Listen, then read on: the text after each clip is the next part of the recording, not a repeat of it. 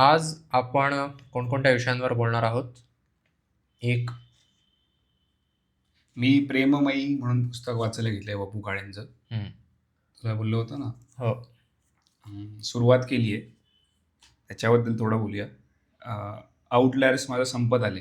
हं. आपण ठरवलेलं की ही 52 पुस्तकं संपूया. आता हे दुसरं पुस्तक आहे हं, हं. जे संपतंय, पण मला चांगलं वाटतंय खूप. आणि असं नाही आहे की आपण पळवतोय नुसतं असं रट्टा नाही, मारल्यासारखं. एक आपण सातत्याने वाचतोय तर ते किती हळू झालं तरी हां, चालतंय. तर ते संपत आलं. आता एकच प्रकरण बाकी आहे हं. आउटलायर्समध्ये. आणि द मर्डर ऑफ रॉजर ॲक्रॉइड हे पण माझं चालू आहे. ते हळूहळू वाचतोय, कारण मी ते माझ्या बायकोबरोबर वाचतोय. अच्छा. तर त्याच्यावरती चर्चा करूया. आणि अगाथा ख्रिस्तीचं म्हणजे ती त्याची बहीण चोमडी असते. तेच पुस्तक. ते पुस्तक. continuation. ओके. मी the way of kings, Brandon सँडरसनचं पुस्तक. स्टॉर्म लाईट आर्काईव्ह नावाची त्याची मालिका आहे पुस्तकांची. 10 पुस्तकं येणार आहेत. मला वाटतं आत्तापर्यंत 5 की 6 आलेले आहेत. त्यातलं पहिलं पुस्तक वाचून झालं माझं. 1100 पानी पुस्तक आहे. त्याविषयी मी थोडं बोलणार आहे. दिवस रात्र वाचत होतं की काय? जवळपास म्हणजे जेव्हा जेव्हा मोकळा वेळ मिळेल, म्हणजे आधी कसं असं आपलं असतं ना की आपण स्क्रोल करतो थोडा वेळ मिळाला की, किंवा काहीतरी बघतो. त्याऐवजी मी थोडा वेळ मिळाला की 2 पानं वाचून घेतली वगैरे असं करत चालू होतं माझं. तर त्याविषयी थोडं बोलणार आहे. आणि मग मनाच्या श्लोकांवर 52व्या श्लोकावर आपण बोलूया. आजचा श्लोक मला वाटतं आपल्याला फार आवडेल, म्हणजे मला तरी आवडला. मग आधी आपण पुस्तकांविषयी बोलूया. प्रेममयी. आपण पॅदल श्लोकावरती श्लोक बघूया कसं काय श्लोक आधी काय म्हणतात. आणि मग आपल्याला रिलेट करता आलं म्हणजे कोणतं ठीक आहे. असं वाटलं की 52वा श्लोक. क्रमी वेळ जो तत्वचिंतानुवादे, नलिंपे कदा दंभ वादे विवादे, करी सुख संवाद जो उगमाचा, जगी धन्य तो दास सर्वोत्तमाचा. जो तत्वचिंतन करण्यात वेळ आनंदात घालवतो आणि जो कधी काय म्हणतात, दंभ नाही त्याच्याकडे. वादविवादात त्याचा फसवा युक्तिवाद इथे म्हटलंय. फसवा युक्तिवाद, दंभ. ओके. दंभ, हिपोक्रेसी. जो थोडक्यात दुतोंडी नाहीये म्हण, किंवा आपण थोड्याशा प्रमाणात आहो का म्हणजे दांभिक, कारण आपण म्हणालेलो की आपण एवढी पुस्तकं वाचूया, पण ते केलं नाही. म्हणजे आपण स्वतःबरोबर तो दंभ केला का? कृतीच्या हिशोबाने आपण दांभिक आहोतच बऱ्याच बाबतीत. कारण आपण ठरवतो की हे करूया, त्यातल्या काही गोष्टी होत आहेत, पण मग सगळ्या होत नाहीयेत. मग त्या हिशोबाने आपण दांभिक, तेवढ्या प्रमाणात दांभिक आहोत आपण. पण इथला दंभ त्यांनी वेगळा, त्यांनी वादविवादातला दंभ म्हटलाय. म्हणजे वाद घालताना तू एका ठिकाणी एक तर्क लावतोस आणि दुसऱ्या ठिकाणी बरोबर उलटा तर्क लावत असशील. स्ट्रॉ मॅन आर्ग्युमेंट्स म्हणतात, ज्यामध्ये तूच ठरवतोस की समोर दुसऱ्या ज्याच्याशी तू बोलतोयस त्याचं म्हणणं काय आहे. आणि नीट पूर्वपक्ष तू करत नाहीस. आणि तुला असं म्हणायचंय, तुला असं म्हणायचंय, तू असं म्हणतोयस, आणि आता मी त्याला ठोकून काढतो असं. ते तसं न करता मग तो सगळा दंभ झाला. जे तर्कदोष असतात वेगवेगळे ते आपण वापरतो. ते जो वापरत नाही, तर्कदोष ज्याच्यात नसतात ज्याच्या अंगी, आणि जो व्यवस्थित वादविवाद घालताना, आणि उगमाचा सुखसंवाद करतो. तर उगमाविषयी बोलायचं म्हणजे हे जग कसं निर्माण झालं, माझा जन्म कुठून झाला, सृष्टीचा निर्माता वगैरे वगैरे, निर्माता खरोखर आहे नाही काय, जे काय असेल ते. पण सुखसंवाद म्हणजे मुळात आपल्याला त्यावेळी खुश होतो म्हणण्यापेक्षा, म्हणजे एक तर त्याविषयी बोलायला आवडतं असं पण आहे, पण दुसरं म्हणजे कुतूहल आहे त्याविषयी खरोखर प्रामाणिक. मला असं नाही वाटत की बाबा मी म्हणतो तेच खरं आणि तुम्ही सगळे गेलात उडत. मारून टाका तुम्हाला, तुम्ही म्हणताय ते खोटे. तो तर अगदीच फार टोकाचं झालं. आहे ना, तशी पण आहेत, तसे पण आहेत लोक. पण मुद्दा हाच की ज्याला हे करायला, ज्याच्यात वाद घालायला मजा, म्हणजे समजा आता आपण दोघं बोलायला लागलो आणि धरून चालूया की समजा तुझं मत वेगळं असेल माझ्यापेक्षा, की सृष्टीचा उगम कसा झाला असेल वगैरे, किंवा आपला जन्म झाला तो नेमका कुठल्या हेतूसाठी आपण जन्म घेतो, त्यावरनं काही ना काहीतरी मतं आपली वेगवेगळी असू शकतात. बरोबर. तर त्यातून अरे असं कसं, तुझं मत वेगळं कसं, याने मग त्रास करून न घेता अच्छा तुझं मत असं आहे, त्यातही मला मजा यायला हवी. म्हणजे जेवढ्या पॉसिबिलिटीज आहेत तो सगळ्या विचारात घेतोय पण असू शकतो. तो धन्य आहे. चांगल्या अर्थाने. मला वाटतं आपण पहिली ओळ तर आपल्याला छान लागू होते. चाललंय एक ओळ तरी आपल्याला व्यवस्थित चिंतन लागू. चाललंय. दुसरं, हे वादविवाद करत नाही असं पण होतं का, की फालतू गोष्टींवरती वादविवाद करत बसत नाही? नाही, वादविवाद डिंपे कदा दंभ वादे विवाद. याच्यात त्यांनी जेव्हा काय कधी सांगितलं वादविवाद होतो तेव्हा दांभिक भूमिका आपण घेत नाही. कारण वादविवाद व्हायला तर हवा, कारण त्याशिवाय आपण स्वतःला आव्हान कसं देणार ना. ओके. नाहीतर आपण इको चेंबर मध्ये आहोत पूर्ण वेळ, असं पण होतं ना. जर म्हणजे तुझे वेगळे विचार नसेल, म्हणजे एका अर्थी आपण दोघं आहोत इको चेंबर मध्ये, कारण आपलं पट्ट बरंच. म्हणजे काय छोटं मोठं आपण नाही पटत ते एकमेकांना सांगून स्पष्टपणे मांडत असू. हे बघ, इथे गुगल त्याला वेगळा अर्थ सांगतो. AI, जो मनुष्य आपले ईश्वर तत्वज्ञान आणि आत्मचिंतनामध्ये घालवतो तो कधी अहंकार, निरर्थक वादविवाद किंवा संवादामध्ये अडकत नाही. अच्छा. जो मनुष्य आपल्या मूळ उगमाशी, परमेश्वराशी सुखकर आणि आनंदी संवाद साधतो तोच या जगात खरा धन्य आणि श्रेष्ठ. इथे आहे की जो स्वतः परमात्मा, म्हणजे बेलसर यांनी लिहिलेलं की जो स्वतः परमात्मा स्वरूपाचं चिंतन करतो आणि ते स्वरूप इतरांना समजावून देण्यात आपला काळ आनंदात घालवतो, फसवा युक्तिवाद आणि गैरलागू वितंडवाद या दोघांनी जो कधी लिप्त होत नाही, आणि विश्वाचा आरंभ कसा झाला याबद्दल जो आपलेपणाने संभाषण करतो, असा तो पुरुष सर्वोत्तम भगवंताचा जगातील उत्कृष्ट भक्त होय. ओके. पण मग त्याआधी त्याला माहिती पाहिजे की जगाचा उगम कसा झाला. हो. म्हणजे तो जर तो आपण दुसऱ्यांना शिकवायला जात असू तर अर्थात आपल्याला माहिती हवं. आपण आता या भूमिकेतून याचा विचार करू शकतो, कारण शेवटी तो संवाद आहे. तर मग आता मुळात आपली ही भूमिका नाही की आपण धन्य आहोत चांगल्या अर्थाने, बरोबर. पण जर आपल्याला ही तत्व पाळायची असतील तर यार, म्हणजे जगाचा उगम कसा झाला असेल पुस्तक एक आणले, ते वाचल्याला सुरुवात नाही. कॉस्मोस नावाचं पुस्तक आहे, ते त्याच्यावरतीच आहे. मी कोणाचं आहे पुस्तक ते? बघ एकदा कॉस्मोस. मी सांगतो, कारण सुरुवातच नाही केली तर माहित नाही, आणून ठेवलंय. कॉस्मोस नावाचे पुस्तकं बऱ्याच लोकांनी लिहिली असेल. कार्ल सेगनचं आहे. एक मिनिट. Carl Sagan. त्याचं पेल ब्लू डॉट मी वाचायला घेतलं होतं, पण वाचलं नाही अख्खं मी. त्याची मला वाटतं फक्त प्रस्तावना वाचली, मला आवडली, पण मग सोडून दिलं. अशी बरीच पुस्तकं विनाकारण सुटलेली आहेत माझ्याकडून की वाचू. मला वाटतं आता ते सुधारायला सुरुवात झाली. ॲस्ट्रोनॉमर आहे हा, कार्ल सेगन ना. कार्ल सेगन एकदम प्रचंड लोकप्रिय माणूस. अगदी हे म्हणून सुद्धा, शास्त्रज्ञ म्हणून सुद्धा तो असा खूप लोकप्रिय होता. त्याचे बरेच कोट्स इंटरनेटवर असे विखुरलेले असतात. पण ते त्याचेच असतात की नाही? त्याचेच असतात, बऱ्यापैकी त्याचेच असतात. ते आता शोधणं फार सोपं झालंय. ते AI पण सांगतो की कोणत्या पुस्तकातले वगैरे. AI बऱ्याच चुकीचंही सांगतो, असं काय नाही. तेही आहे. पण तू बघू शकतो ना की त्या पुस्तकात आहे का. हो.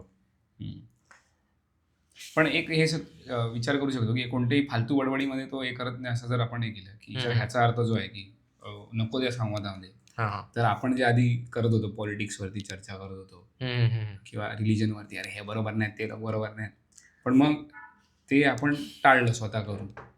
असं नाही की आपण धर्मावर चर्चा करू शकत नाही किंवा करू नये, पण ती आपण आधी करायचो या विचाराने की आपल्याला दुसऱ्यांच्या चुका काढायच्या आहेत, टीका करायची, आणि टीका करावी, कारण टीका करण्याचे दोन हेतू असतात. एक तर हे की ज्याच्यावर टीका करतोय त्याचं भलं व्हावं हा विचार असतो, किंवा ज्याच्यावर टीका करतोय त्याच्याबद्दल आपण आपल्या मानलेल्या लोकांना सावध करावं की अरे बाबा, ही माणसं अशी आहेत, किंवा हा विचार असा आहे. पण आपल्या दोघांना माहिती आहे सगळं काही सेम, आपण ते काही बदलू शकत नाही. जर तू टीका करून समोरच्याला काही बदलू शकत नाही, इको चेंबर झालंय. मग किंवा असंही नाही की म्हणजे आपली मतं बदलणार नाहीयेत, त्यामुळे मग तू काय बदलू शकत नाही ना तिथे. मग कशाला त्या फांदात पडा.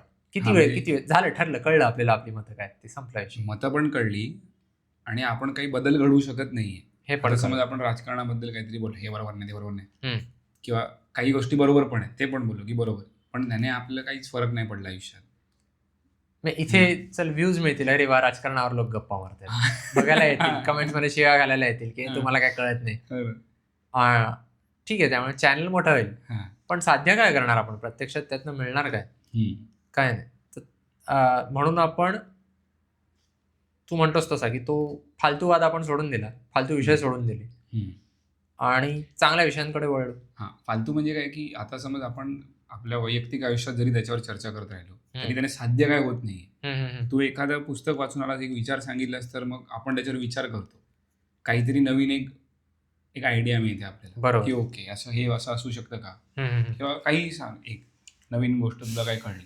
पण जर तू तेच गोष्ट सांगतोस एक मित्राला की जी तुला म्हणजे ऑलरेडी माहिती आहे, तर मग अर्थ नाही. तर त्या निमित्ताने आपण पुस्तकावर सुरुवात करूया का? आधी तुझं सांगू की माझं? कसं, तुझं सांगतोस की माझं सांगू?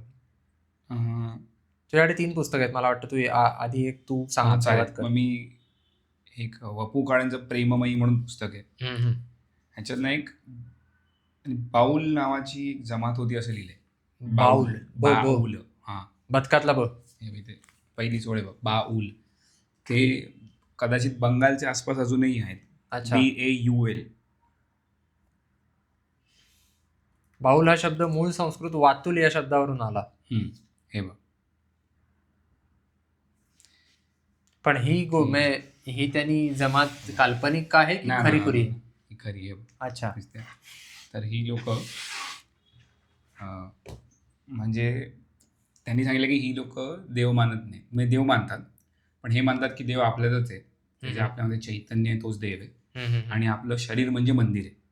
मला की यांना काय डोक्याला ताप नाही, कुठे मंदिरात बिंदिरात रांग लावायची गरज नाही, हे स्वतःच खुश असतात. म्हणजे कधी असतात, कधी रडतात, काही होतात, म्हणजे त्यांना असा फरक पडत नाही काही असल्या नसल्याचा. इंग्लिशमध्ये मला वाटतं एक थांबा मी बघतो तरी. आणि मग ह्यांनी लिहिलंय की क्रांतिकारक आणि बाऊल मधला फरक काय, बंडखोर. म्हणलं की बाऊल बंडखोर आहेत, ते क्रांतिकारक नाही आहेत. कारण क्रांतिकारक तो असतो जो एक त्याला वेळेची पडली असते, त्याला एक वेळ हवी असते जेव्हा तो क्रांती करेल, त्याला समाजाला बदलायचं असतं. म्हणतो की असं कसं, हे समाज लोकांना येडे आहेत, लोकांना काय कळत नाही, आपल्याला त्यांना बदलायला हवं, म्हणजे त्याला ते बदलायचं असतं आणि व्यवस्था उलटून टाकायची असते, काही करायचं असतं, म्हणजे त्याला एक बदल घडवून आणायचा असतो समाजामध्ये. बरोबर. त्यांनी लिहिलंय, वपू काळे म्हणतात की बंडखोर असे नाही, बंडखोरला बंड करतो, ते ऍक्सेप्ट करतो की समाज असाच आहे, पण त्यांना जसं हवंय तसं मी वागणार नाही, आणि मी त्यांना कोणाला काय सांगायला जाणार नाही. बरोबर. क्रांती आणणं म्हणजे मोठ्या पातळी, सार्वत्रिक पातळीवर काहीतरी बदल आणणं, आणि बंड करणं म्हणजे मी माझ्यापुरतं काय ते करतोय. मग त्यांनी ते लिहिलंय की त्या बाऊलची क्रांती, बंडखोराची क्रांती स्वतःपुरती असते, मग तो स्वतःला बदलत असतो, तो दुनियेला बदलला जात नाही. म्हणजे कुठे ह्यांनी लिहिलंय की दुसरीकडे कुठे वाचलं मी की तुला जर पायात काटे लागत असतील तर तुला चप्पल घालणं सोपं आहे, तू सगळीकडे जाजम पसरवू शकत नाही, तू अख्ख्या जगामध्ये जाजम पसरवू शकत नाही. मला ती तशी, आता तो पहिला जो धडा आहे, म्हणजे पहिलं जे प्रकरण आहे त्यात 10 पाने वाचली मी. तर वपू काळेंचं आधीचं पुस्तक मी वाचलेलं ते कारे भुललासी म्हणून होतं. तर त्याच्यात छोट्या छोट्या गोष्टी होत्या, म्हणजे फिक्शनल गोष्टी होत्या, तर त्या वाचायला थोडी मजा येत होती. कारण त्याच्यात कसं होतं की तू कॅरेक्टर सगळं वाचतो, स्टोरी की काय होतंय पुढे काय होतं असं तुला वाटत राहतं, आणि ते पूर्ण झाल्यावरती तू विचार करतोस, ती गोष्ट पूर्ण झाल्यावरती काय झालं याच्यामध्ये तू अनालिसिस करतोस त्याचा. इथे काय होतंय, इथे त्यांनी सांगितलं की बाऊल असे वागतायत, असे वागतायत, असे वागतायत, मग ते प्रत्येक वाक्यामध्ये असं होतं आपण असं काहीतरी करतोय काय, मग त्याच्यात वेळ जास्त जातोय. म्हणजे 10 पानात वाचायला मला खूप वेळ लागला. तुला गोष्टीत रमण्यात तुझा जो पटापट वेळ जातो, आणि वाचून पण पटकन होतं, गोष्ट पटकन वाचून होते.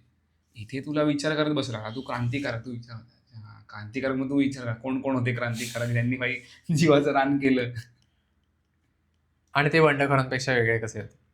बंडखोर एका अर्थी असं आपण त्यांनी शेवटी बंडखोरांना जो शब्द दिलाय तो वास्तवतावादी हे केलंय. बंडखोर अति म्हणजे काय म्हणतात, तो असा अतिवास्तववादी असतात. नाही, अतिवास्तववादी नाही, बंडखोर जरा जास्त असा हे शब्द वाटतो की काय म्हणतात, वाईट शब्द वाटतो तो बंडखोर, म्हणून त्यांनी वास्तवतावादी असा शब्द दिला. अच्छा, की आपण त्यांना वास्तवतावादी म्हणूया.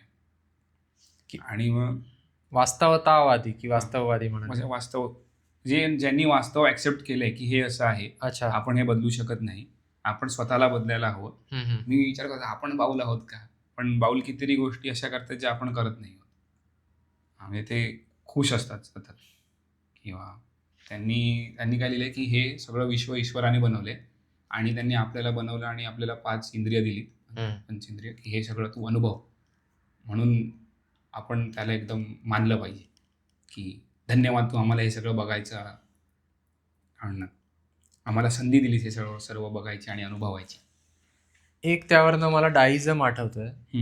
आता मला त्याचा इतिहास माहिती नव्हता, पण इथे लिहिलाय मी सांगतो की 17व्या-18व्या शतकात तो डाईझमचा उदय झाला आणि अमेरिकन फाउंडिंग फादर्स आहेत त्याचे, थॉमस जेफरसन, बेंजामिन फ्रँकलिन वगैरे ही मंडळी पण आहेत. A person who believes a supreme being created the universe and established natural laws, but does not intervene in human affairs. निर्माण केली सृष्टी आणि म्हणाले आता काय घालायचं तू गोंधळ घाला. पण हे म्हणते बाऊल की तो ईश्वर आपल्यातच आहे. म्हणजे आपलं शरीर हे देऊळ आहे, म्हणून शरीराला जपा आणि त्याला स्वतःच्या आतमध्ये त्याला शोधा. पण हे तुला आपल्या नेहमीच्या म्हणजे जे लहानपणापासून ऐकत आलोय त्यापेक्षा फार वेगळं वाटत नाही ना. म्हणजे आपल्याला कदाचित आपल्याला अशा रीतीने सांगितलं जातं की देवाची प्रत्येक व्याख्या वैध आहे. बरोबर, जी काही व्याख्या असेल ती स्वीकारा. त्याच्यामुळे ते चांगलं पण आहे, कारण आपण मनाचा मोकळेपणा ठेवू शकतो त्यामुळे. पण त्यामुळे तुला असं वाटतं का की गोंधळही निर्माण होतो मनात? कसला गोंधळ? की नेमकी कोणती व्याख्या खरी म्हणायची?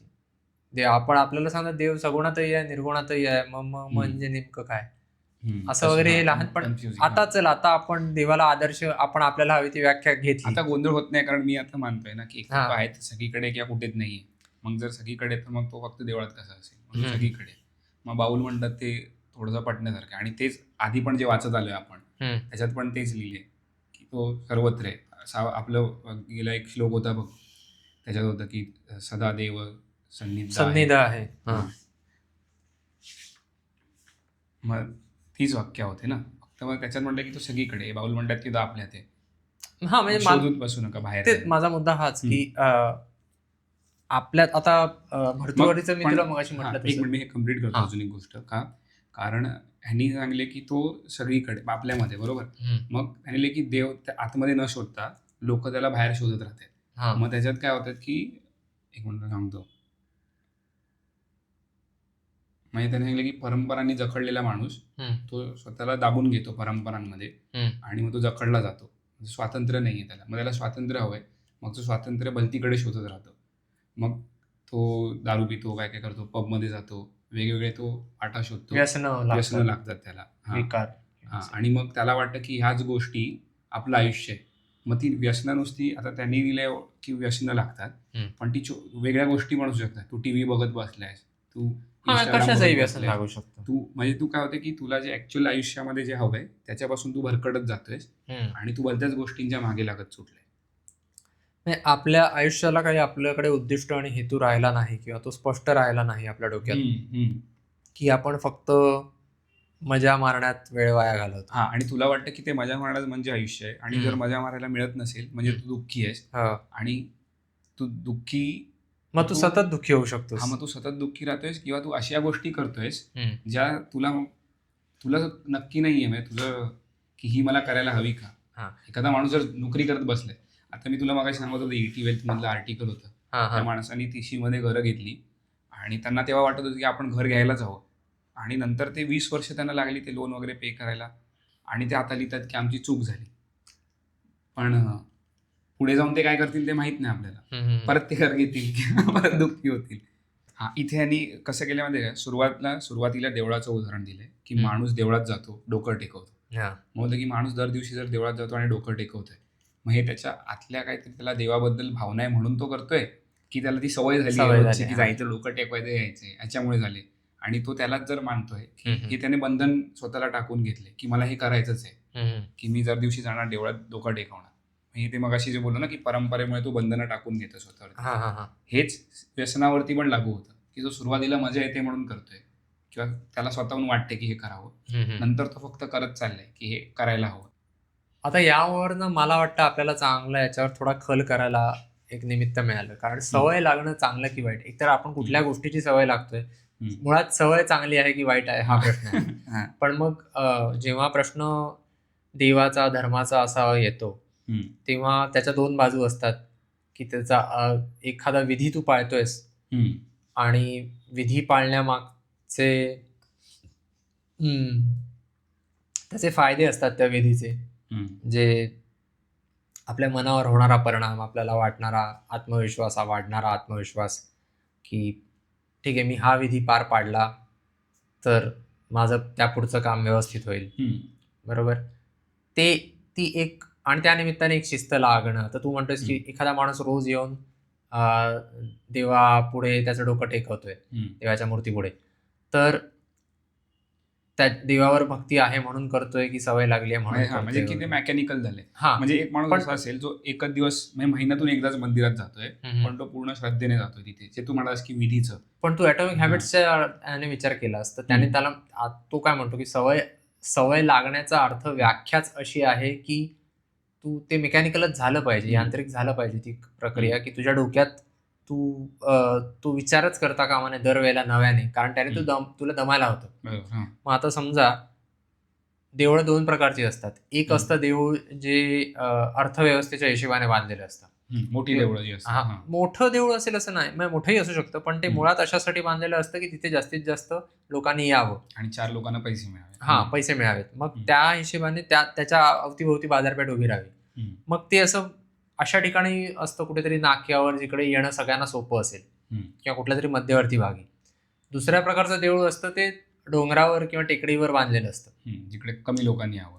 कमी लोकांनी यावं असं पण नाहीये, पण जिथे चॅलेंज आव्हान मिळावं लोकांना. मग जर मी डोकं टेकवायला रोज टेकडी चढून जातोय तर माझा व्यायाम होतोय आपोआप. मग भले ती प्रक्रिया यांत्रिक झाली, मी गेलो डोकं टेकवलं आलो आणि माझ्या डोक्यात मी विचार केला नाही तितका की बाबा देव आहे नाही काय वगैरे वगैरे, तरी पण त्या यांत्रिक प्रक्रियेने मला काहीतरी फायदा झालाय. अगदी समजा मंदिर ते डोंगरावरच असलं पाहिजे असं नाही, कुठेतरी आहे आणि मला 10 मिनिटं चालावं लागतंय, अजिबात न चालण्यापेक्षा ते बरं. म्हणजे तू विचार कर ना, म्हातारी माणसं देवळात जातात, बसतात आणि येतात, जेव्हा घरी बसून टीव्ही बघण्यापेक्षा ते खूप चांगलं आहे. अरे काय म्हणतो, चांगलंच म्हणजे देवळात तू जातोयस काय. मला तुझा मुद्दा पण कळला, पटला. इथे ते देवळा संदर्भातच नाहीये नुसतं, इथे ती गोष्ट आहे की तू आयुष्यात जी गोष्ट करतोस ती तू मनापासून करतोयस का, ती तुला हवी आहे का, सजगपणे किंवा सावधपणे.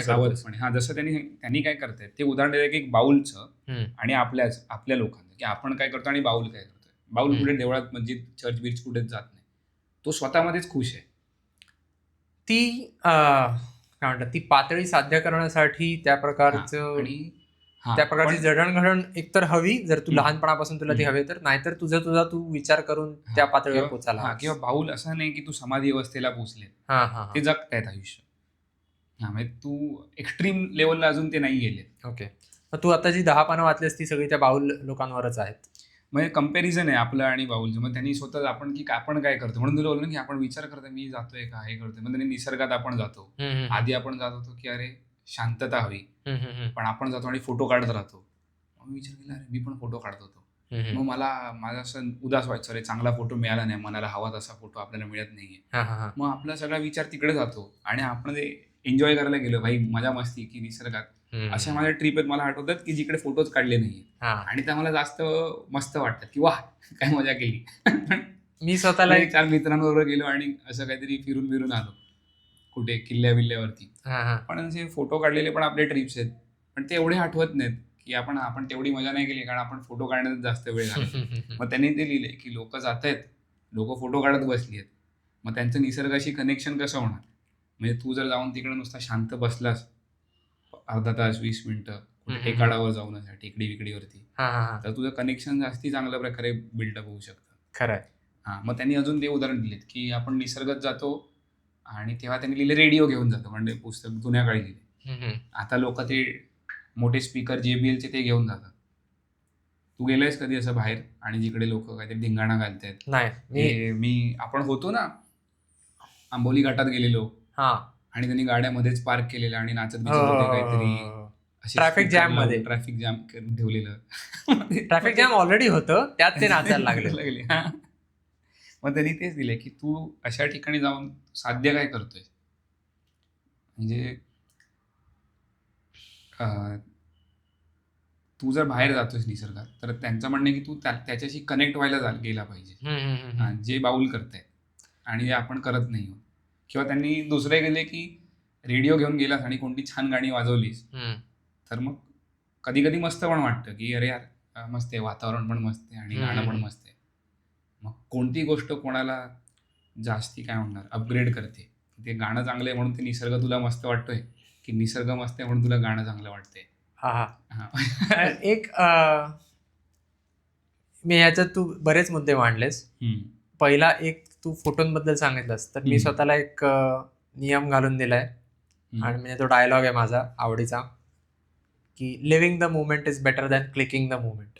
मग ते दिले की बाऊल क्षणाक्षणाला जगतो. आणि म्हणून बाऊलला एका वेळेची विचार करावा लागत नाही की मी या क्षणाला हे करेन, जे क्रांतिकारक करतो. क्रांतिकारकाला क्रांती घडवायला एखाद्या असे काय म्हणतात असे सगळे गोष्टी एकत्र येऊन त्या मोमेंटची गरज असते की हे सगळं झालं की मी क्रांती करेन. पण तर ते मी जपानला एक तर 2 आहेत माझ्याकडे याबद्दलची उदाहरणं. हिमालयात गेलो होतो तेव्हा तिथे आलेल्या सगळ्यांकडे आयफोन होते, बहुतेकांकडे, नाहीतर कॅमेरे तरी आणलेले होते त्यांनी. तर मुळात मी कॅमेरा घेऊन गेलोच नव्हतो कारण मला माहिती होतं की लोक तिकडे कॅमेरे घेऊन येणार, बरोबर. आणि त्यात लोकांनी आयफोन वगैरे पण आणलेले होते. तर मी म्हटलं आपल्याला काही करायची गरज नाही, तुम्ही सगळे फोटो काढताय ना. आणि मी सांगितलं सुद्धा, म्हटलं तुम्ही लोक फोटो काढणार आहात ना सगळे, कारण मला काही जण विचारत होते तुला फोटो नाही काढायचे. म्हटलं नाही, मला बघायचंय, छान वाटतंय, तुम्ही काढणार आहात ना फोटो, नंतर पाठवलं. कारण ते पण फोटो काय ते एकदा तू फोटो काढून त्यातले किती बघत बसतोस नंतर. म्हणजे माझ्या घरी जे अल्बम बनवलेत ना, जे पूर्वी रोलचा कॅमेरा होता त्याचे फोटो बघत बसतो आम्ही. पण जे पीसी मध्ये काढलेत ना असे, त्याच्याकडे आपण नंतर डुंकूनही बघत नाही, कारण ते आपल्याला आपल्याला वाटतं बाबा नेटवर स्क्रीनवर जो बघायचा फोटो असतो तो आपल्यापेक्षा चांगले काढणारे ढिगाने पडलेत ना जगात त्याच जागेचे, आणि त्याचे आणि नंतर ते वेल प्रोसेस्ड वगैरे पण असतात, काय काय काय असतात. तर तो फील बेकार येतो आपल्याला, कारण आपल्याला सवय रोज असते, साधा आपण लॅपटॉप चालू केला की पहिल्यांदा आपल्याला एक मोठा चांगला फोटो दिसतो कुठला तरी जगातला. त्यामुळे तू आपोआप तुलना करायला लागतोस. तू जर स्क्रीनवर एखादा तू काढलेला फोटो पाहिलास तर की एवढा काय चांगला, तू काढतोस तेव्हा मस्त वाटतं, वा छान दिसतंय. तू 6 महिन्यांनी तो बघ किंवा वर्षभराने बघ, एवढा काय चांगला नव्हता असं वाटायला लागतं. त्यापेक्षा मग तू तुझ्या कॅमेऱ्यावर काढून त्याची प्रिंट काढून तो जो अल्बम तू तयार केलेला असशील तर त्याचं कौतुक वेगळं वाटतं, कारण ते तुझं स्वतःचं वाटतं. आणि जर तुला काढायचंच असेल, टिपायचंच असेल तर. पण त्याहीपेक्षा सगळ्यात मस्त, आता मला व्यवस्थित आठवतं की आम्ही जिथे जिथे फिरलो होतो तिथे कशा प्रकारचा देखावा होता. तिथे एकदा आम्हाला आठवतं आम्ही एका ठिकाणी जाऊन झोपलो होतो. माहिती होतं की इकडे सांगितलं होतं आम्हाला सरांनी की सकाळी लवकर उठून या, बाहेर या तंबूच्या. आणि सकाळी तंबूतून बाहेर आलो आणि समोर बघतोय अशी शिखरं दबादब, अगदी म्हणजे अगदी बऱ्यापैकी जवळ वाटावी तशी, अर्थात जवळ नव्हती पण अशी शिखरं सगळी दिसत होती. आणि मग सूर्योदय झालेला नव्हता पूर्ण, पण प्रकाश बऱ्यापैकी उजेड होता. आणि मग सूर्योदय झाला आणि मग त्या सगळ्यांवर सूर्याची किरणं पडली आणि मग शिखरं सगळी पिवळी दिसायला लागली. मस्त वाटत. ते माझ्या लक्षात आहे. किंवा रात्री तंबूतून बाहेर पडलो, जरासा पाऊस पडतोय आणि वर बघतोय, अख्खं आकाश सगळं असं धुसर आहे, पण इतके तारे आहेत आकाशात म्हणजे कधी आयुष्यात बघितले नव्हते. म्हणजे जे आपण इथे त्या पूर्वी ते सिनेमे सगळे बघायचो, कुचकुच होत आहे आणि बाहेर सगळे सिनेमे ज्याच्यात मागचं सगळं तारेवर तुटता तारा वगैरे म्हणून दाखवायचे जो काय प्रकार, त्यात जे जेवढे खोटे तारे दाखवायचे त्याच्यापेक्षा कितीतरी जास्त तारे मला आकाशात दिसले होते. म्हटलं एवढे मी मुद्दामून इफेक्ट आणून पण इतके बघितले नसतील कधी. बरोबर. आणि ते कदाचित तुला लक्षात आहे कारण तू समज त्याच वेळी जर फोटो काढायची धडपड करत बसला असतास तर मग तुला अरे आता मी अपेचर किती ठेवू आणि काय किती ठेवू, मग त्याच्यामध्ये तुझं लक्ष अर्ध त्याच्यात गेलं. बरोबर, त्यात गेलं. तू फोटोग्राफर आहेस तुझं फील्डच ते तू करतोयस तर ठीक आहे. पण आपण जर किंवा हौस आहे तुला, हौस आहे, हा खूपच जास्ती हौस आहे, पण आपण सगळेच जण जर त्याच्या मागे लागतोय, इथे आलोय तर मी फोटो काढायला हवा, ते काहीतरी कर्तव्य वाटतं माणसाला आणि तो ते करतो. आणि दुसरा मी हे म्हणालेलो की गाण्याचं, हा तू जिथे आहेस तुला आपल्याला ही अक्कल असायला हवी की आपण जिथे आहोत तिथे त्या जागेला किंवा त्या वातावरणाला शोभेल असं वर्तन कसं असेल. म्हणजे मी पण मग तू आता मी जात नाही, पण समजा तू एखाद्या डिस्को क्लब मध्ये आहेस आणि तिकडे तू वेड्यासारखा नाचतोयस, तर ते ठीक आहे, ते त्या जागेला शोभणार आहे. पण जिथे शांतता असायला हवी, तू अगदी बोधगयेला गेलास आणि तिकडे जाऊन समजा तू ढिंचॅक करायला लागलास, तर ते चुकीचं ठरेल. किंवा डिस्को क्लब मध्ये जाऊन तू भजन करायला लागलास, मग काय सांगता येत नाही, ते काय सांगता येत नाही. आता पण तीच गोष्ट तू म्हणालास की तुला अक्कल असायला हवी. बाऊल हे चालून म्हणजे मानून चालतोय तो की लोकांना अक्कल नाहीये, मी माझं काय ते बघतो, मी माझं काय ते बघेन, किंवा लोकांकडनं अकलेची अपेक्षा ठेवणं चुकीचं आहे. म्हणजे मी हे करणार असली तर चांगलीच आहे. मग आपण लेखकाने हे लिहिलंय की लोक हे करतायत, आपण पण करत असू, आपण यातलं किती करतोय किती नाही करतोय आणि यातलं बरोबर काय चूक काय. मग एक ते झालं प्रेममयी. मी थोडं माझ्या पुस्तकाचं सांगतो. माझं नाही, मी वाचलेलं पुस्तक ब्रँडन सँडरसनचं. माझं पुस्तक मी अजून लिहिलं नाही, द वे ऑफ किंग्स. 1100 पानी पुस्तक आहे आणि 10 पुस्तकांच्या मालिकेतलं पहिलं पुस्तक आहे. 10च्या 10 पुस्तकं अजून आली नाही आहेत, मला वाटतं 5 किंवा 6 आले आहेत, पाहायला हवं. आणि मला ते प्रचंड आवडलं. मी दुसरं पुस्तक सुद्धा मागवलंय त्याच्या पुढचं. आणि तो काय असं अजिबात म्हणजे ठीक आहे, वाटतं काही ठिकाणी वाटतं स्टोरी गेम ऑफ थ्रोनच्या रिलेटेड आहे, हाय फॅन्टसी आहे. गेम ऑफ थ्रोन्स काय आहे म्हणजे नाही, हाय फॅन्टसी थोडं गेम ऑफ थ्रोन्स. जर तू असं हॅरी पॉटर आणि गेम ऑफ थ्रोन्स म्हणालास तर गेम ऑफ थ्रोन्सला जवळच आहे. पण फरक हा आहे की एकतर याच्यात गेम ऑफ थ्रोन्स म्हणजे कसं होतं, त्याच्यामध्ये फारच तुला शंका होती की बाबा कोण चांगला कोण वाईट, की कारण त्याचे सगळे कॅरेक्टर ग्रे आहेत. ग्रे आहेत बऱ्यापैकी. आणि ह्याच्यात तसं नाही, ह्याच्यात चांगली पात्र आहेत आणि त्यातही काही पात्र अशी आहेत ज्यांच्याविषयी तुला शंका वाटत राहते. पण तरी चांगली पात्र आहेत, म्हणजे शुद्ध चांगली व्यवस्थित पात्र आहेत. पण गेम ऑफ थ्रोन मध्ये पण चांगलं पात्र होतं जे पहिल्या सीझनला मेलं. पण त्याच्यात कसं दाखवलंय गेम ऑफ थ्रोन मध्ये की चांगली पात्र मूर्खपणा करतात आणि मरतात. म्हणजे तुला वाटतं की अरे हा चांगला आहे, आणि मग तो काहीतरी वेडेपणा करतो आणि मरतो. ह्याच्यात पण तसं काही आहे का की तुला आवडणारं पात्र मध्येच मरतंय किंवा ह्याच्यात मरण हे फार आहे याच्यात. पण ते कसं आहे की त्या माणसाविषयी नाही, म्हणजे आता तो जो कॅलेडिन एक नायक आहे, याच्यात 10 मुख्य पात्र असणार आहेत असं आहे. तर याच्यात काहीतरी 1 2 3 4 5 6 मला वाटतं मला तरी मिळाली. 7 असतील चल, जर खलनायकालाही धरलंस तू. पण मग तर तो जो एक त्या सगळ्यात जो मुख्य मला पात्र वाटतो, मला कॅलेडिन वाटतो. कॅलेडिनच असावा, निदान या पुस्तकाचा तरी तो होता. सर्जन आहे तो. जो सर्जन होता तो. त्याला सारखं मृत्यूला सामोरं जावं लागतंय आणि तो सर्जनचा मुलगा आहे तो. त्याला सर्जन होता आलं नाही त्याच्यात. मी आता ते स्पॉइलर नाही देते. त्याला येतं सगळं, पण तो असा शिकला नाही जाऊन. जेवढा बापाच्या हाताखाली शिकला तेवढाच. आणि तो आता जिथे आहे तो युद्धभूमीवर आहे, तर तो सारखंच त्याला मरण पाहावं लागतं. पण तो योद्धा तरी आहे का? कारण तू म्हणालास तो लहानपणी योद्धा बनायचं असतं. आता मी स्पॉइलर नाही देते मी, पण ठीक आहे, तो योद्धा आहे. तर तो पण मग त्याला मरण पाहावं लागतं आणि त्याला सारखं हे त्याच्या डोक्यात येत राहतं की ही माणसं उगाच मरतायत. म्हणते की हे टाळता येण्यासारखं आहे, जरा तुम्ही तंत्र बदला. पण मी सुचवलं तरी बदलत का नाही. आम्हाला ढाल एक आहे, फळी आहे सगळ्यात पुढची, तिला ढाल देत नाहीत. आणि त्या फळीत हा असतो पूर्ण वेळ, आणि तो काही केला मरत नाही. हा असा हे नाहीये म्हणजे कोण असं जनरल कोण नाही. तो गुलाम म्हणून विकला गेलाय आणि त्याचं काम आहे की लाकडी पूल उचलून घेऊन जाणं. आणि ते एक कॅझम म्हणजे ते एक दरी असते. म्हणजे त्या किल्ल्या आणि याच्यामधल्या नाही, किल्ला असं नाहीये, एक साधारण तिकडे असा एक प्रांत आहे जिथे फक्त थोडं ते व्हिडिओ गेम सारखं आहे. व्हिडिओ गेम मध्ये मला सारखी आठवण येत होती. व्हिडिओ गेम मध्ये कसं की अशा काही जागा असतात जिथे तुला जेव्हा वाटायला लागतं की अरे माझ्याकडचे आता पैसे कमी झालेत किंवा काय पॉइंट्स कमी झालेत, तर मी तिकडे जातो, काहीतरी एक स्कर्मिश असतं ते मी करतो, परत परत परत परत परत मी तेच करत राहतो आणि मला पैसे मिळत राहतील. Almost like a cheat code असा प्रकार असतो ना तो. त्याच्यामध्ये तुला पॉईंट्स हवेत तिकडे मिळतील, पॉईंट्स हवेत तिकडे मिळतील, तिकडे जा, तिथल्या कुठल्या तरी राक्षसांना मारा, तुला मिळणार काहीतरी. थोडंफार ते तसं झालेलं, त्याची आठवण मला इथे येते की इथे सारखे जण येऊन ते खरं तर युद्ध करायला म्हणून आलेले असतात, पण युद्ध चालूच आहे वर्षानुवर्ष आणि कोणालाच घरी जायचं नाहीये. का? कारण युद्ध चालू ठेवण्यात फायदा आहे, त्यातनं पैसा मिळतो.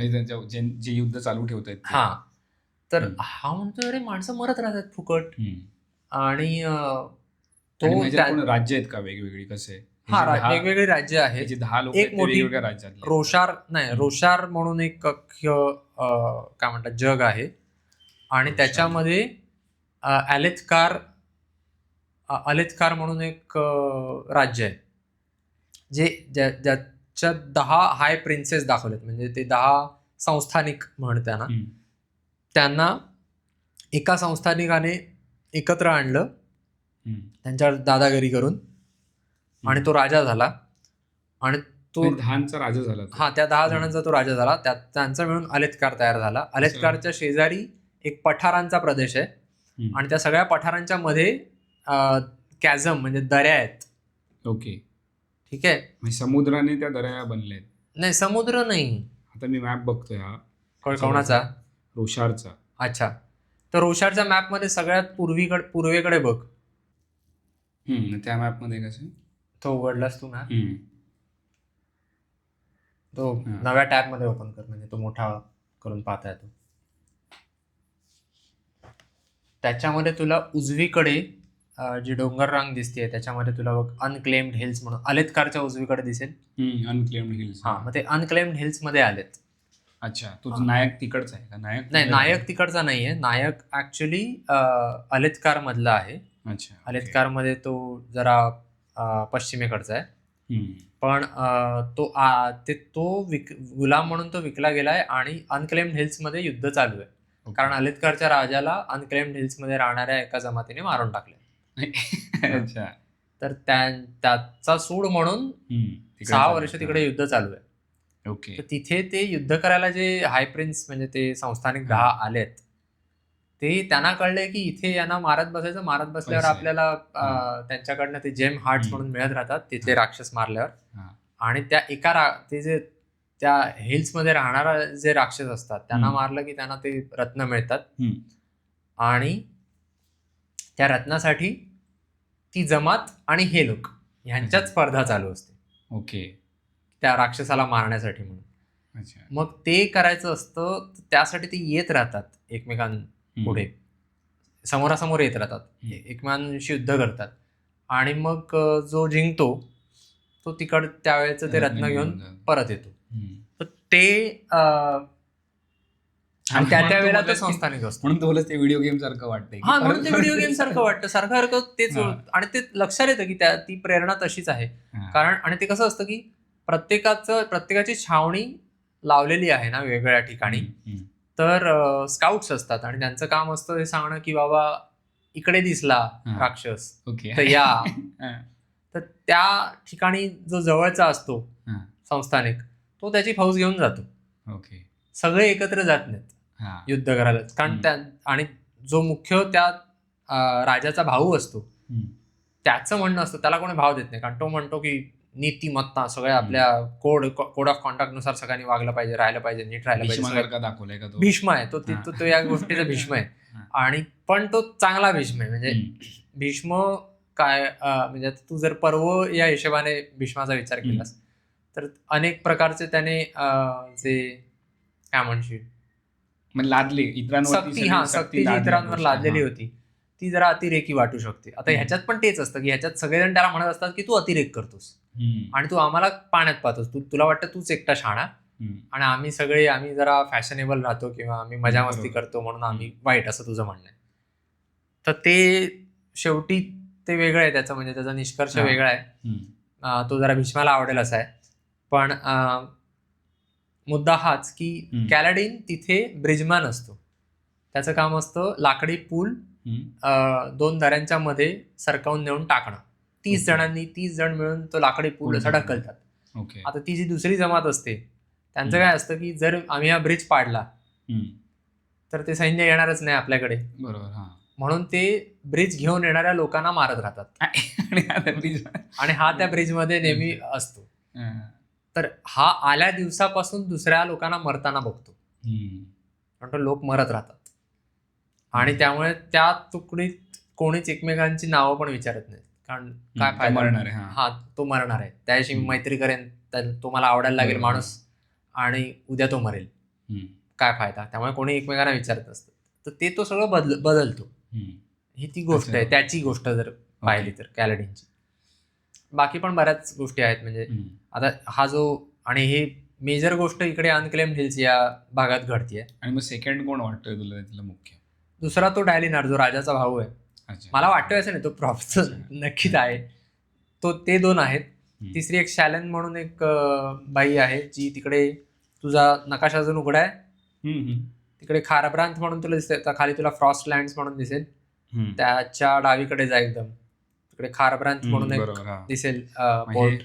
ती सध्या तिथे आहे. हा मॅप एकदा इन्क्लूड करायला लागेल व्हिडिओमध्ये. मला माहित नाही तो करणं चालेल की नाही. ज्यांना कुतूहल असेल त्यांनी रोशार लिंक देतो मी हवं तर.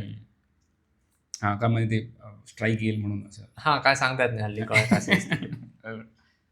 म्हणून मी फोटो पण हल्ली टाकत नाही असे काही उगाच. संदर्भ द्यायला जाऊ असतात, विकी कॉमन्स असतात ते ठीक आहे, पण हे तर काल्पनिक आहे पूर्ण. मग ह्याच्यात एकच असं हे दाखवलं.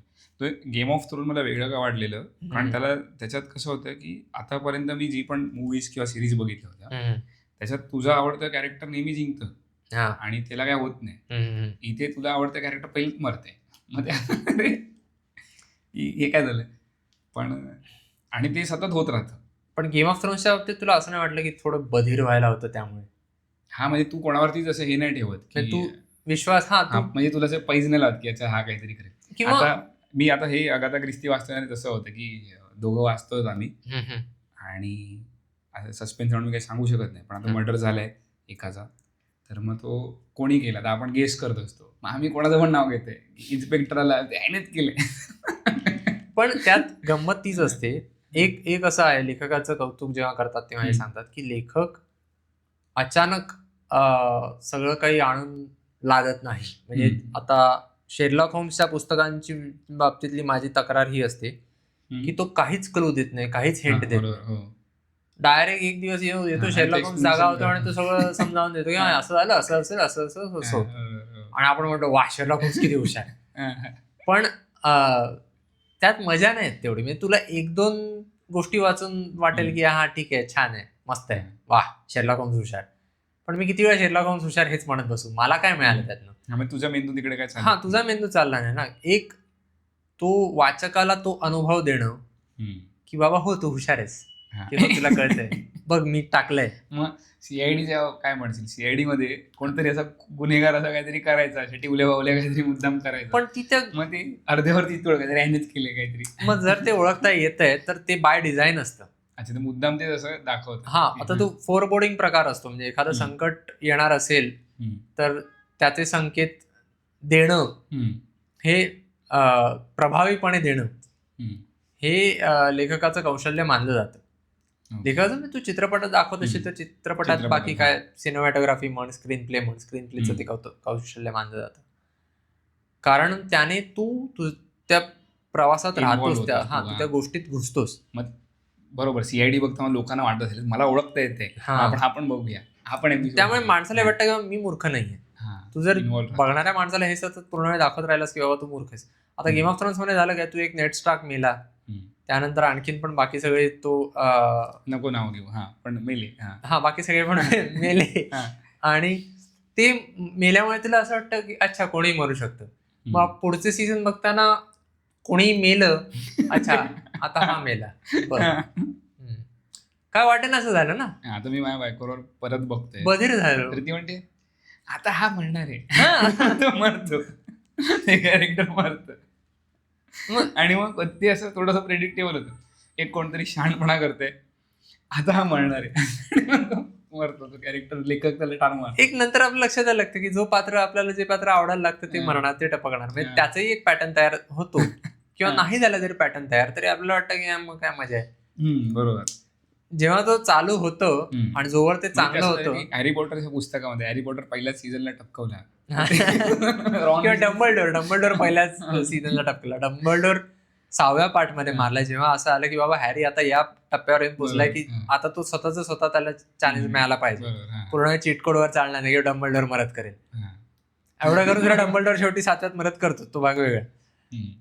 पण मुद्दा तोच ना की आधीच तू कॅरेक्टर मारून टाकलं, जे महत्वाचं आहे खूप. तर मग ते ठीक आहे, चल एक ते गेम ऑफ थ्रोन्सची पद्धत वेगळी होती. ह्यात तसं नाही. यात नायक जिंकतो, पण जिंकण्यासाठी त्याला खूप चिकार मेहनत घ्यावी लागते. आणि ती मेहनत नुसती अशी बाहेरच्या बाहेर नाहीये, ती तर आहेच, पण मनातले त्यांचे खेळ नाही म्हणणार, चढ उतार दाखवलेत. जेवढे नायक आहेत प्रत्येकाच्या मनातले, की मी बरोबर करतोय का, की माझं काय चाललंय. बरोबर.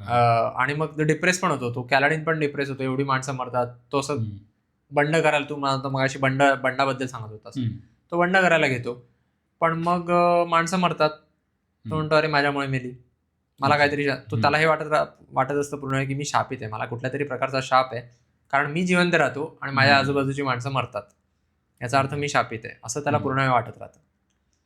आणि मग शेवटी मग त्याला कळणार की बाबा मी शापित आहे असं माझं म्हणून मी जबाबदारी झटकतोय, की जे काय आहे ती जबाबदारी माझी आहे.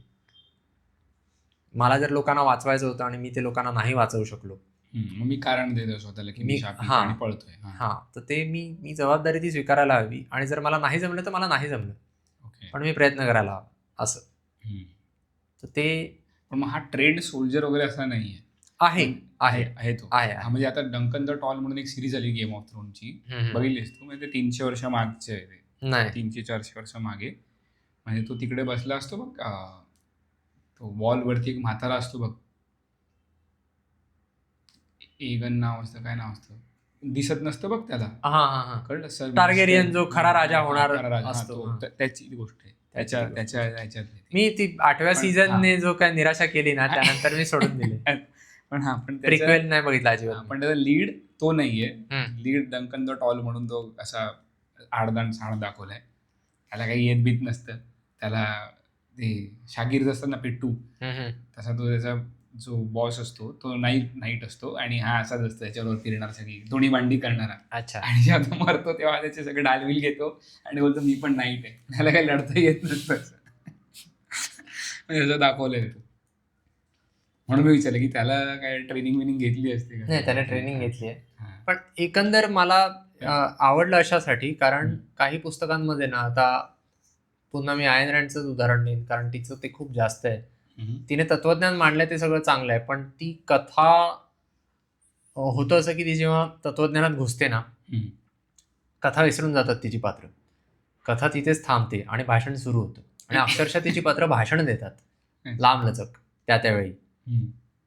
म्हणजे पार्टीमध्ये एखादं पात्र भाषण देतं, न्यायालयात उभं राहून हॉवर्ड रॉक भाषण देतो, पार्टीत फ्रान्सिस्को भाषण देतो, रेडिओवर येऊन रेडिओ हॅक करून सगळ्यांचे टीव्ही रेडिओ जॉन गाल्ट भाषण देतो, 3 तास भाषण चालतं त्याचं असं. खरोखर किती ते पानाच्या पानं वाचतो ते. म्हणजे मला मजा येत होती, कारण मला ते तत्वज्ञान तेव्हा आवडत होतं आणि मला त्यावेळी ते गरजेचं होतं त्या वयात. पण शेवटी तू कथेच्या दृष्टीने विचार केलास ना, तर ती कथा रखडते ना तिकडे. आणि मग ते कथेला महत्व नाहीये, तू फक्त एक काहीतरी मुलामा फासलायस, तुला तत्वज्ञान झाडायचं होतं म्हणून. आणि 3 तास भाषण कोणी केली इथे?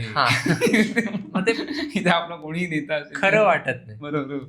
इथे ते तसं नाही. इथे ती कथा ती अशा रीतीने रंगवली ज्याच्यामध्ये प्रत्येक पात्राच्या तोंडी कुठल्या ना कुठल्या तरी आहेत, पण तू या दृष्टीने भाषण ठोकत नाही की बाबा तुम्ही आता सगळे बसा, मी तुम्हाला शिकवतो. म्हणजे इथे जे बापू काळे म्हणतात की प्रत्येक जण शहाणपणा शिकवतो दुसऱ्याला, तसं तिथे तसं नाहीये. लोक फक्त एकमेकांना विचारतात की अरे तू असा का वागतोयस, आणि मग तो सांगतो की बाबा माझी ही मतं आहेत, माझी ही तत्व आहेत, माझी ही मूल्य आहेत, त्यामुळे मी असा वागणार. आणि ज्या ज्या ठिकाणी असं वाटतं की मी त्याला समजावत बसणार नाही, तेव्हा त्याच्या मग मनातले विचार दाखवलेत की त्याच्या मनात हे सगळं आहे, पण मी ते सगळं आता याला नाही सांगणार. पण ही आता कसं होतं माहिती का, हे फरक पुढे पडतो. ही जी मांडणी आहे ही पुस्तकामध्ये छान बसते, पण जेव्हा पिक्चर काढतात किंवा ते चेहऱ्यावर सगळं दाखवावं लागतं, तर ते कळत नाही. मग तुला मूर्खपणा वाटतो की हा असा का वागतोय. कारण ते हॅरी पॉटरच्या मूव्हीज मध्ये त्यांनी तसंच केलेलं. हॅरी काहीतरी करतो, मी काय बावटपणा काहीतरी करतोय, पण ते पुस्तकामध्ये ती लिहिते की ह्याला मनात हे विचार येत आहेत. ते तिथे तो दाखवत नाहीत की मनात तो काय विचार करतोय. ते मूव्हीज मध्ये त्यांच्याकडे वेळ पण वेळ नसतो हे मान्य, पण हॅरी पॉटरच्या चित्रपटांबद्दल मला तक्रार मुख्य ही आहे की त्यांनी हॅरीचं पात्र आणि अगदी रॉनचं पण पात्र बिघडवलं चिकार. रॉनचं तर एकदम रॉनला तर भावत नाही दिला, मूर्ख दाखवलंय. मूर्ख दाखवलाय तो. रॉन मूर्ख नसतो अजिबात, आणि तो फक्त सरळ सोट विचार करणारा असतो, पण तो मूर्ख नसतो. आणि हॅरी मुळात जसा राड्या दाखवलाय चित्रपटात, तर तसा तो नसतो अजिबात. अगदी लॉर्ड ऑफ द रिंग्सच्या चित्रपटात, लॉर्ड ऑफ द रिंग्स मस्त आहेत सिनेमे, पुस्तकांपेक्षा मला सिनेमे जास्त आवडते, ते एकमेव उदाहरण आहे. पण पुस्तकामध्ये फ्रोडो अजिबात घाबरट नसतो. जसा सिनेमात पेद्रू दाखवलाय तो नाही, तो लढतो, व्यवस्थित लढतो, तो अजिबात घाबरतात ते सगळे, जेवढे हॉबिट घाबरतात तेवढा तो. जेवढा याच्यात कसं दाखवलं, याच्यात पूर्ण सॅम हिरो केलाय, आणि त्यात सॅम असतो पण फ्रोडो पण तितकाच असतो, तितकाच शूरवीर असतो, आणि तितकाच तो जाऊन लढतो बिडतो दाखवलाय. मग ते कदाचित असं होत असेल की डायरेक्टरच्या परसेप्शनने त्याने जे पुस्तक वाचलं, त्याला जे भावलं, त्याने तसं दाखवलं. तसंच होतं शेवटी. आता तो हॅरी पॉटरचा तिसरा भाग मला सगळ्यात जास्त आवडतो, कारण त्याने इतकं छान ते रंगवलंय. त्याच्यात हॅरी पॉटरच्या जादुई दुनियेत दाखवण्यासारखं जे आहे त्या सगळ्यावर त्याने भर दिली, आणि त्यामुळे असे रंगीबेरंगी चित्रपट वाटतो तो तिसरा. खरं तर बर्फाने भरलेला आहे, तरी पण तो रंगीबेरंगी वाटतो. बाकीचे नंतरचे जे आहेत ते डेव्हिड येट्सचे, ते अगदी पगाऊ वाटतात, प्रचंड आहेत म्हणजे. बरोबर. तर हे वे ऑफ किंग्स, त्याच्यातलं तत्वज्ञान चांगलं आहे, सरळ सोट साधं आहे, फार असं खोलात जाऊ शकतो त्यातनं, पण ती पात्र जातात असं नाही. ती जस्ट कंटाळा येत नाही की आम्हाला मी इकडे व्याख्यान ऐकायला बसलो नाही, तू ते ऐकतोस आणि वाचतोस आणि म्हणतो हा हे या पात्राला हे पात्र असं विचार करणं बरोबर आहे, पात्राला शोभेल अशा गोष्टी आहेत. म्हणजे जी तक्रार मी मुराकामीच्या काफका ऑन द शोर विषयी केली होती, की कुठलंही पात्र मध्येच फिलॉसॉफी झाडायला लागतं, की मला हे आता कळलंय, हे असं असतं तसं असतं. ते तितकं विश्वसनीय वाटत नाही की अरे हे पात्र आता कालपर्यंत इतका विचार करणारं नव्हतं, अचानक इतका का विचार करायला, किंवा अचानक त्याला इतकी क्लॅरिटी कुठून आली, असं वाटायला नको. बरोबर. आता हे जे बापू काळेंचं पुस्तक वाचतं ना, प्रेमामयी, तर मला वाटतं 10 प्रकरण आहेत आणि सगळी बाऊलवरती आहेत. म्हणजे पण मग मी विचार करते की हे असं पटापट नाही वाचणार मी, मध्ये मध्ये वाचत राहील, कारण मध्ये सगळं सेम प्रत्येक वेळेला 30 गोष्ट जर असेल तर मग त्यातनं आपण मलाचे श्लोक जर एका दिवसात बसून वाचून काढले सगळे, तर मग तसं की अरे अर्धे तर लक्षात राहणार नाही. तो विचार थोड्या वेळ डोक्यात राहिला पाहिजे की अरे हे करायला हवं किंवा ही गोष्ट करायला नको. मला पण ते वे ऑफ किंग्स 1100 पाने अर्थातच, पण मी म्हटलं तसं वेळ मिळेल तसा वाचून काढला. पण ही कशी गोष्ट आहे ना, ती गोष्ट आहे. ती गोष्ट तू वाचू शकतो, फिक्शनल गोष्टी ती होतात, बसून ती वाचता येतात एका वेळेला, कारण आपल्याला वाटत राहतं पुढे काय होतंय त्या गोष्टीमध्ये. असं जसं ही आहे, ही अगाथा क्रिस्टी ही वाचता येईल, फक्त ते आम्ही दोघं मिळून वाचतोय म्हणून ते थांबून वाचता 2 प्रकरण. एक मला सांगायचं होतं गोष्टीच्या बाबतीत, जेव्हा तुला तत्वज्ञान गोष्टीमधनं रुजवायचं असतं ना, तेव्हा त्याचा एक खूप मोठा फायदा हा असतो की तुला ते तत्वज्ञान शब्दात मांडायची गरजच नसते. तू तुझ्या पात्रांच्या कृतीमधून त्या तत्वज्ञानाची जाणीव लोकांना करून देऊ शकतोस, आणि ते खूप जास्त मनात तू लोकांच्या रुजवू शकतोस. लोकांना स्पष्टपणे ते कळेल असंही नाही, त्याची गरजही नाही की अच्छा मला यातनं हा आदर्श किंवा मला यातनं ही शिकवण मिळाली, हा बोध मिळाला.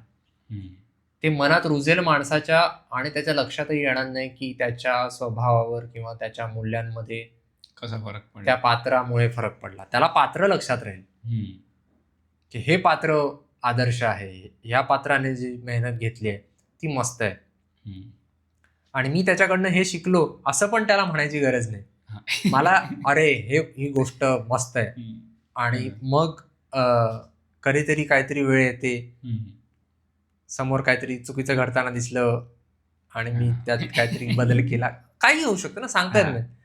पण ते होतं फिक्शन मध्ये आपण जास्त शिकतो, फिक्शन मधून जास्त शिकतो. मग आजचा शिकण्यावरून आपला मोठा होईल खूप एपिसोड. परत जर आउटलायर्स बद्दल बोललो पुढच्या वेळेला बोलूया. आउटलायर्स मधलं तर तू काय वाचलंस तेवढं थोडंसं 5 मिनिटात सांगितलंस तरी पुरे. आपण पुढच्या प्रकरणात बोलूया, कारण ते त्याच्यावरती पण चर्चा होईल, कारण ते शिकण्याबद्दल आहे. अच्छा, की कसं काय अमेरिकेत काय करत होते, त्यांचे ते काय काय रिसर्च वगैरे केली. पुढच्या भागात आपण शाळेबद्दल येतो. शाळेबद्दल. ठीक आहे, चालेल. मग आजचा सुखसंवाद चांगला झाला आपला. ठीक आहे, डन.